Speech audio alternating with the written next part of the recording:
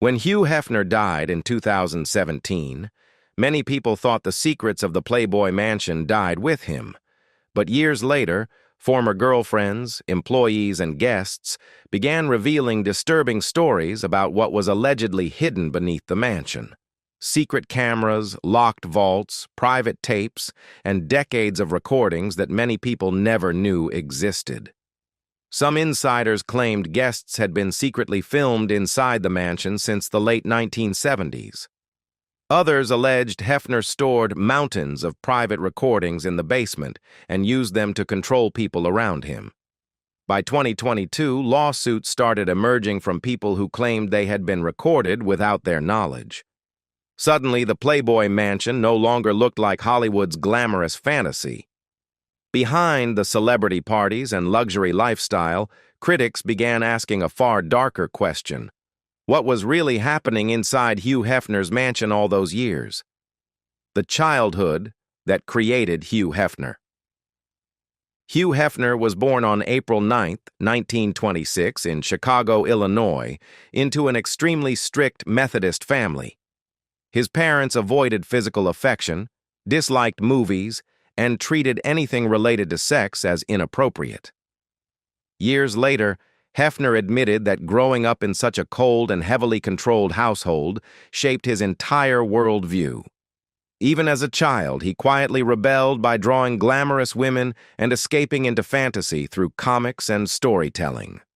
Although Hefner reportedly had a very high IQ, he was only an average student academically. What truly stood out was his creativity. At a young age, he began making homemade comic books where he imagined himself as the hero.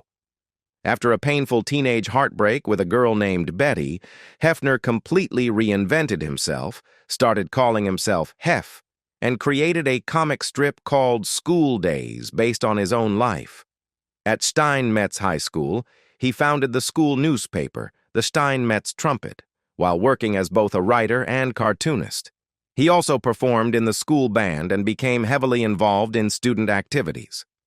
Even decades later, Hefner still cared deeply about the school, donating money to support its student newspaper and protect student journalism. In 1944, Hefner joined the U.S. Army during World War II. Although he trained with rifles and earned a sharpshooter badge, he never saw combat. Instead, he spent most of his service working desk jobs, drawing cartoons for military newsletters, and developing the creative instincts that would later shape his future career. After the war, Hefner attended the University of Illinois, studying psychology along with creative writing and art. He became editor of the campus humor magazine Shaft and introduced a feature called Co-Ed of the Month, an early sign of the formula that would later define Playboy. He briefly attended graduate school at Northwestern University but quickly realized he had no interest in following traditional rules or expectations. By 1952, Hefner was working at Esquire magazine earning just $60 a week. After management refused to give him a small $5 raise, he quit. Using borrowed money, investments from friends and family, and even a contribution from his mother, Hefner began creating the first issue of Playboy magazine from a tiny kitchen in Chicago. The Rise of Playboy and the Dark Side Behind the Fantasy. The first issue of Playboy was released in December 1953, and Hugh Hefner was so unsure it would survive that he did not even put a date on the cover. The magazine's centerpiece was a nude photo of Marilyn Monroe that Hefner purchased for only $500. The photographs had been taken years earlier before Monroe became a global star, and she never actually posed for Playboy or even met Hefner. Still, the image became legendary. The first issue sold nearly 54,000 copies, instantly proving Hefner had created something America had never seen before. Hefner wanted Playboy to feel intellectual as well as provocative. Alongside glamorous photos, the magazine featured fiction, jazz criticism, fashion, interviews, and literary contributions from major writers. He wrote the first editorial himself, describing Playboy as entertainment for sophisticated men. Authors like Ray Bradbury contributed stories, and Hefner often published controversial material defending free speech and challenging conservative social norms. Success came quickly, but so did controversy. By the mid-1950s, Playboy was selling over 100,000 copies a month, and the U.S. Postal Service attempted to ban the magazine for obscenity. Hefner fought the case and won, helping Playboy expand nationwide. In 1963, he was even arrested over nude photos of Jane Mansfield, though the case eventually ended without a conviction. At the same time, Hefner was building the Playboy lifestyle into an empire. In 1960, he opened the first Playboy Club in Chicago, where women dressed as bunnies served wealthy guests in satin costumes with bunny ears and tails. The clubs became wildly successful, eventually expanding around the world. But behind the glamorous image, former employees later described strict rules about appearance, weight, and behavior that many considered humiliating and controlling. Hefner also transformed himself into a celebrity. His television series, Playboy's Penthouse, featured stars like Sammy Davis Jr. and Ella Fitzgerald socializing together on screen during a time when racial segregation still dominated much of America. To supporters, Hefner looked progressive and rebellious. To critics, he was building an empire that disguised exploitation as liberation. By the 1960s, Playboy had become enormously valuable. Hefner purchased a massive mansion in Chicago filled with secret passages, mirrored rooms, pools, and extravagant party spaces. After divorcing his first wife, Millie Williams, he fully embraced the image that would define him forever. Endless parties, young girlfriends, celebrities, and excess.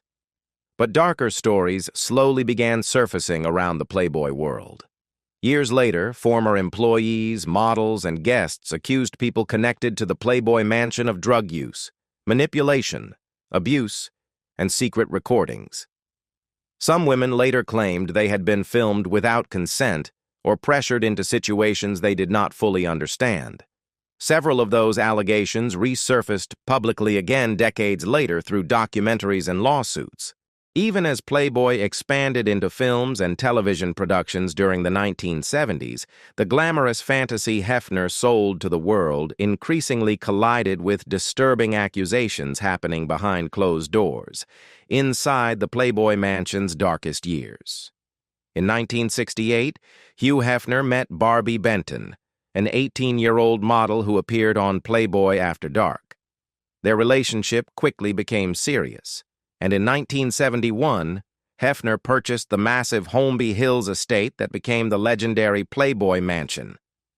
The mansion soon turned into a fantasy playground filled with waterfalls, exotic animals, hidden rooms, and non-stop celebrity parties attended by stars like Mick Jagger and Warren Beatty. Benton even helped design parts of the house. Although their relationship ended in 1976 because of Hefner's affairs, she later described those years as some of the happiest of her life. But behind the glamorous image, darker stories slowly began surfacing. In 1975, Hefner's secretary, Bobby Arnstein, died by suicide while facing drug charges connected to investigations surrounding Playboy circles. Then, in 1980, tragedy struck again when Dorothy Stratton, Playboy's Playmate of the Year, was murdered by her estranged husband at just 20 years old. The case shocked Hollywood and led many critics to question the culture surrounding Playboy and the mansion itself. During the following decades, more former girlfriends, employees, and guests began making disturbing allegations involving drugs, manipulation, abuse, coercion, and secret recordings inside the mansion. Some women later claimed they had been pressured into sexual situations or secretly photographed without consent. Hefner himself suffered a serious stroke in 1985, which briefly pushed him toward a quieter family life. He later married Kimberly Conrad and had 2 sons before eventually returning to his old lifestyle after their separation. In 2012, Hefner married Crystal Hefner, who was 60 years younger than him. Years later, Crystal described life inside the Playboy Mansion as emotionally controlling and deeply unhealthy. She claimed Hefner imposed strict rules about appearance, schedules, and behavior, while the mansion itself had fallen into decay behind its glamorous public image. By the time Hugh Hefner died in 2017, the Playboy Mansion no longer symbolized fantasy and freedom for many people. The fall of the Playboy Empire. When Hugh Hefner purchased the Playboy Mansion in 1971, he transformed the massive Gothic-style estate into the ultimate symbol of fantasy and excess.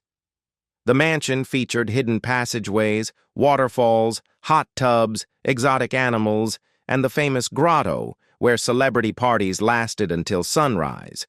Over time, it became one of the most recognizable homes in Hollywood.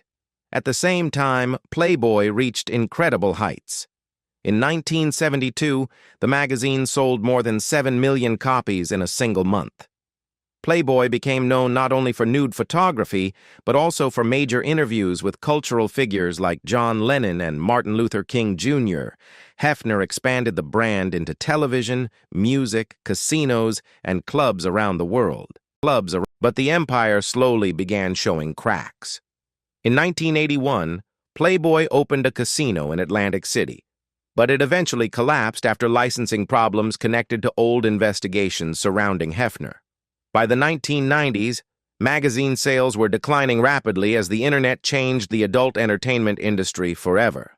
Hefner's daughter, Christy Hefner, helped modernize the company by launching Playboy Online and introducing subscription-based digital content long before many competitors understood the internet's potential. Then, in 2005, Hefner reinvented himself once again through the reality show The Girls Next Door, which followed life inside the mansion with girlfriends Holly Madison, Bridget Marquardt, and Kendra Wilkinson. The series became a huge success and introduced Hefner to an entirely new generation. But years later, several women connected to the show described life at the mansion very differently, claiming the glamorous image often hid emotional control, manipulation, and strict rules behind the scenes. Hefner's health also began declining. After suffering a stroke in 1985, he briefly attempted to slow down and live healthier.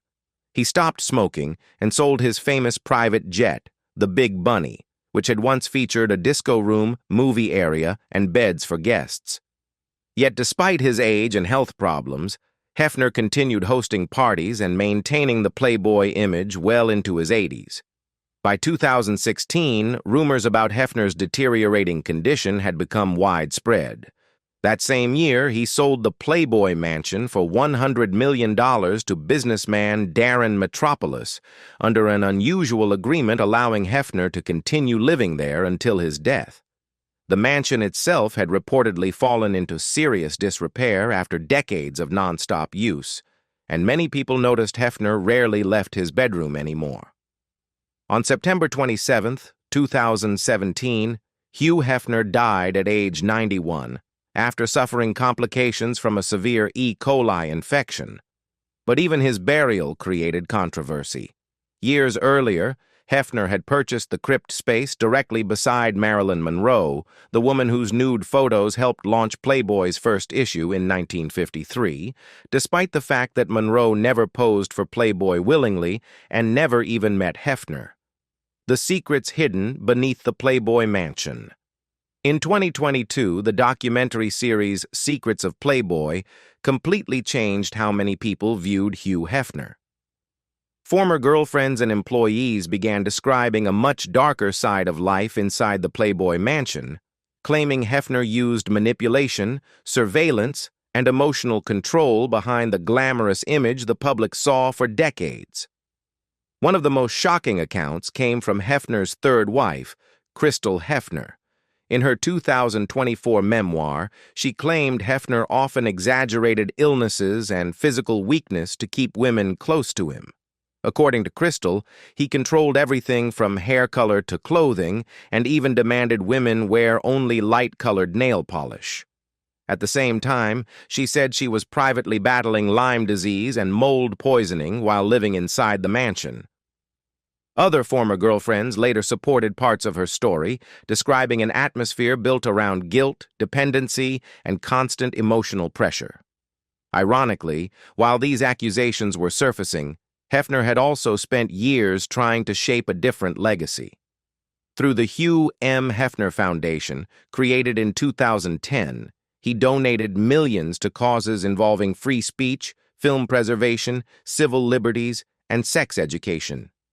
He funded research projects on censorship and later contributed to Lyme disease organizations as well. To some people, these donations reflected genuine beliefs. To others, they seemed like an attempt to soften his public image as criticism surrounding Playboy continued growing. But the mansion itself remained the center of the darkest allegations. Originally built in 1927, the estate reportedly contained hidden rooms, underground passageways, and old Prohibition-era vaults concealed behind basement walls. After purchasing the mansion in 1971, Hefner allegedly turned some of those spaces into storage areas for private recordings, photographs, and surveillance material collected over decades. Former employees later claimed underground tunnels connected parts of the property, allowing staff and guests to move through the estate unseen during large parties. Some stories even suggested tunnels once stretched toward nearby celebrity homes, though many of those claims were never officially confirmed. The most disturbing accusations involved hidden cameras. According to several former insiders featured in Secrets of Playboy, cameras were secretly installed in bedrooms, private lounges, and even underground areas near the gym and bathhouse.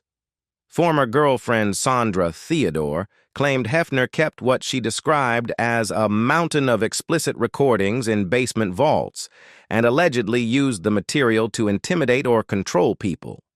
Other staff members claimed thousands of tapes were stored in climate-controlled rooms beneath the mansion, some dating back to the late 1970s. Additional allegations connected the mansion to drug use, secret parties, and what some former employees described as shadow mansions, private homes allegedly used to bring women into Playboy's orbit away from the public image of the main estate. Several women later claimed they were drugged or assaulted during gatherings connected to the Playboy world, with some alleging encounters had been secretly recorded. Even after Hefner's death in 2017, the controversy only grew.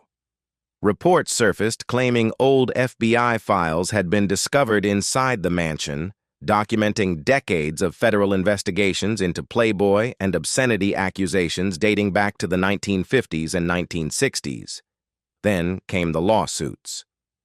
Beginning in 2018, multiple former playmates and associates filed legal claims connected to alleged assaults and secret recordings tied to the mansion.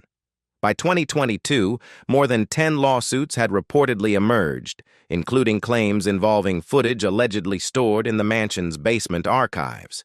Some cases were quietly settled, while many allegations remained disputed.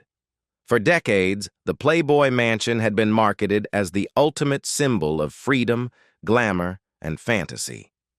But according to the people who later came forward, some of its darkest stories were never happening upstairs at the parties. They were hidden underground.